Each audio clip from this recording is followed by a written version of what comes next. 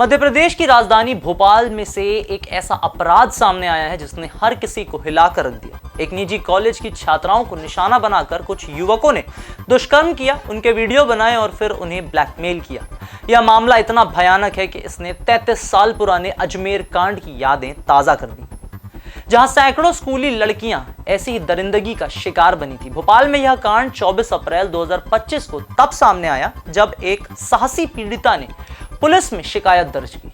उसकी हिम्मत ने इस संगठित अपराध के काले चेहरों को बेनकाब कर दिया। पुलिस ने तुरंत कार्यवाही शुरू की और अब तक 5 पीड़िताओं की पहचान की जा चुकी है, जिसमें से 4 ने शिकायत दर्ज भी की है।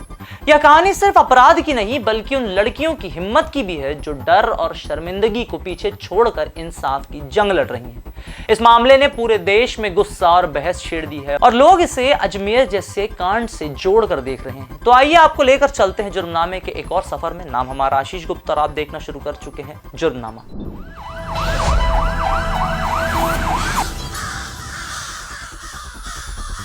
इस कांड की शुरुआत बहुत ही चालाकी से की गई थी। मुख्य आरोपी फरहान खान ने 2022 से एक निजी कॉलेज की छात्राओं को निशाना बनाना शुरू किया। वह पहले लड़कियों से झूठी पहचान बताकर दोस्ती करता, फिर उन्हें प्यार का झांसा देकर अपने जाल में फंसाता। एक पीड़िता ने बताया कि फरहान ने उसे नशीली दवाएं देकर उसके साथ दुष्कर्म किया और चुपके से वीडियो बना लिया। इस वीडियो का इस्तेमाल उसने पीड़िता को धमकाने के लिए किया। फरहान का दोस्त साहिल भोपाल के अशोका गार्डन में डांस क्लास चलाता है। वह गरीब और मध्यम वर्गीय परिवारों की लड़कियों को पढ़ाई के साथ कमाई का लालच देकर अपने गिरोह के हवाले कर देता।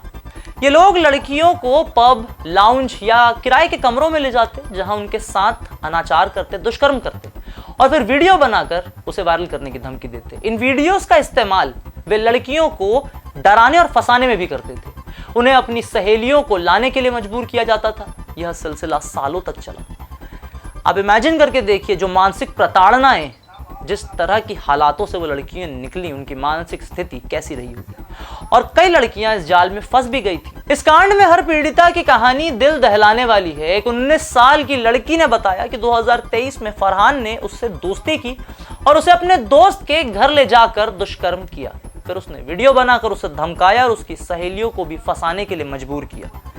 2 सगी बहनें भी इसी गिरोह का शिकार बनी। बड़ी बहन के साथ 2022 में दुष्कर्म हुआ और उसे नशीले पदार्थ देकर बार-बार उत्पीड़न किया गया। बाद में फरहान ने छोटी बहन को अपने दोस्त आदिल के हवाले किया और आदिल ने भी उसके साथ दुष्कर्म किया। एक अन्य पीड़िता ने बताया कि जब उसने विरोध किया तो उसे इंदौर में धमकाया गया और फिर दुष्कर्म का शिकार बनाया गया। इन लड़कियों को वीडियो वायरल करने की भी धमकी दी जाती थी, जिससे वे डर के मारे चुप रहती थी।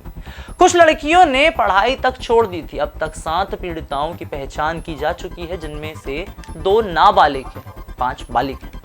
इनकी कहानियां सुनकर हर कोई सिहर उठता है। भोपाल ने इस मामले में स्फूर्ति दिखाई और 24 अप्रैल 2025 को पहली 3 शिकायतें दर्ज हुई और बाद में चौथी FIR भी दर्ज कर ली गई। पुलिस ने विशेष जांच दल यानी SIT का गठन किया, जो इस कांड की गहराई से जांच कर रहा है और अब तक फरहान खान, साहिल, साद और अली को गिरफ्तार किया जा चुका है, जबकि अबरार और नबिल फरार हैं। पुलिस ने इन दोनों पर 10,000 रुपए का इनाम रखा। जांच में पता चला कि यह गिरोह मध्य प्रदेश के अलावा कोलकाता और बिहार तक फैला था। फरहान के मोबाइल से 10-15 लड़कियों के अश्लील वीडियो भी मिले, जो अब फॉरेंसिक जांच के लिए भेजे गए हैं। पुलिस मानव तस्करी की आशंका बता रही है। हो सकता है इसमें मानव तस्करी का एंगल भी शामिल हो, क्योंकि गिरोह ने संगठित तरीके से कई लड़कियों को फंसाया है। एक आरोपी हामिद ने दिसंबर 2024 में आत्महत्या कर ली थी, जिसके मामले को भी पुलिस फिर से इन्वेस्टिगेट कर रही है। इस मामले में आरोपियों पर कई गंभीर धाराओं में मुकदमा दर्ज किया गया है। पुलिस ने भारतीय न्याय संहिता यानी कि BNS की धारा 64 यानी कि दुष्कर्म, धारा 61(2) सामूहिक दुष्कर्म और धारा 115(2) आपराधिक साजिश के तहत मामला दर्ज किया है। इसके अलावा बाल यौन शोषण संरक्षण अधिनियम यानी कि पॉक्सो की धाराएं लगाई गई हैं, क्योंकि कुछ पीड़िताएं नाबालिग थी।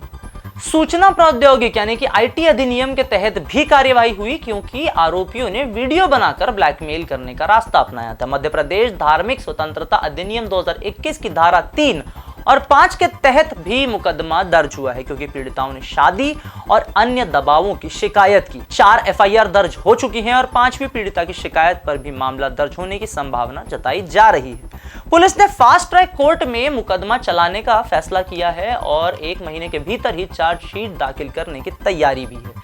पीड़िताओं और गवाहों को सुरक्षा देने का भी वादा किया गया है। इस कांड ने पूरे देश में गुस्सा और एक बहस छेड़ दी है। जाहिर सी बात है, जैसा कि हमने पूरी कहानी में बताया, नामों को लेकर बहस देश में चल ही रही थी और इस बार भी चल रही है, लेकिन नाम का कभी भी क्राइम से संबंध नहीं होता। एक आपराधिक मानसिकता का कभी भी किसी भी नाम, धर्म, जाति से कोई लेना देना नहीं होता, वो हमेशा मानसिक होती है। और इसी में और ये पूरा मामला उसी के इर्द गिर्द घूम रहा है। विभिन्न प्रकार के नैरेटिव्स हैं, विभिन्न प्रकार की लाइनें, विभिन्न प्रकार की बातें हैं, लेकिन ये है जो कानूनी कार्यवाही उन लोगों पे हो रही है और आगे की कार्यवाही जो भी होगी वो सारे जानकारी लेकर हम आपके साथ आते रहेंगे। जुर्मनामे में बने रहे हमारे साथ।